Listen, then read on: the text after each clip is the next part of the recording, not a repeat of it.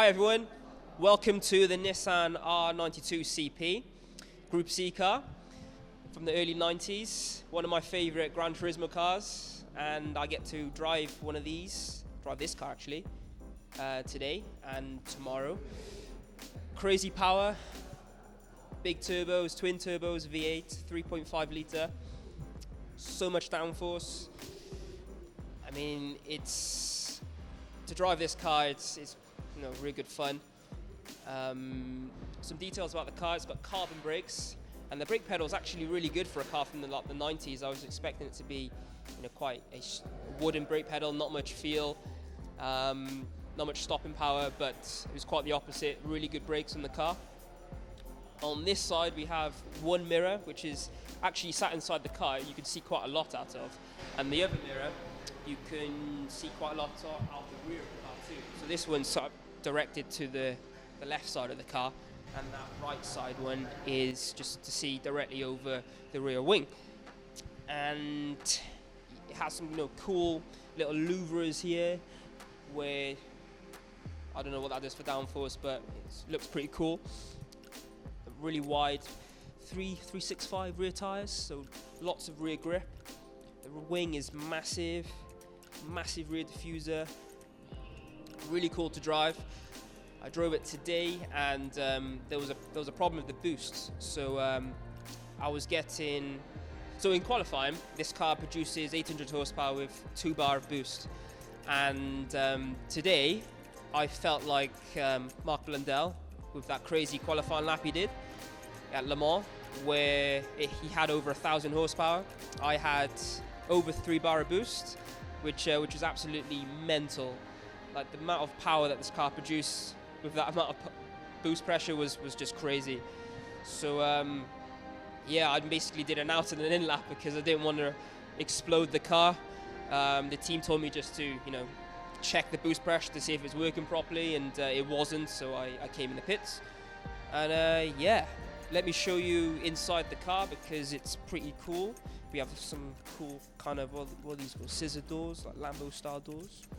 And if I sit on the side of the tub, we can see the inside of the interior. So we have a H-pattern gearbox, and it's a bit different to normal road cars where first gear is actually down and left, and then second is up, and third is straight back. And they do that because normally you normally use second and third gear, and to go across the gate is slower than is quite slow. So you just want to go directly down into third from second, and you save a little bit of time there, keeping the boost up. It's very primitive in here. We just have toggle switches to start the car. It's master switch here, which is flick to on, and then ignition on, fuel pumps on, and then start button is just by here. Yeah, that's pretty much it. What you do to start the car. We have some light switches, demister, which is very useful, which I didn't expect to have. Wipers, and this would be what I presume would be rear fog light. I don't expect to see that in there. No, rain like that'll be. We have, it has electric mirrors. Wow, that's pretty sweet. So you've got your water temperature, oil pressure, oil temperature, and fuel pressure, which is a little electronic display. A fuse box to the left, and pretty much it. So 3 pedals.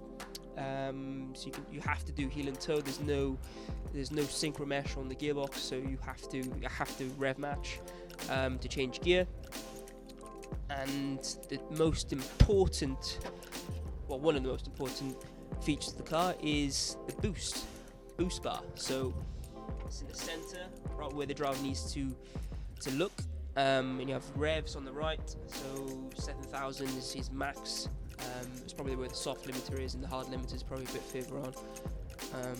Proper old school stack gauges. So quali spec is 2 bar, which is 800 horsepower. Race spec is that looks like 1.8 bar, which is probably around 700 horsepower. Today I had 3 bar, over 3 bar actually, which was fun for 3 laps. Well, for 100 meters. Which is probably over 1,000 horsepower. quickly came in the pits because I didn't want to explode the engine. But now it's functioning properly at 1.8 bar.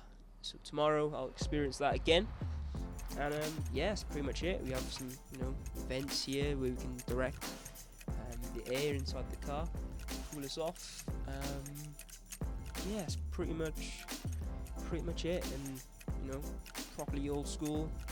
To drive these cars without any hands device or much safety equipment is pretty mad. But yeah, cool place to be. Really cool.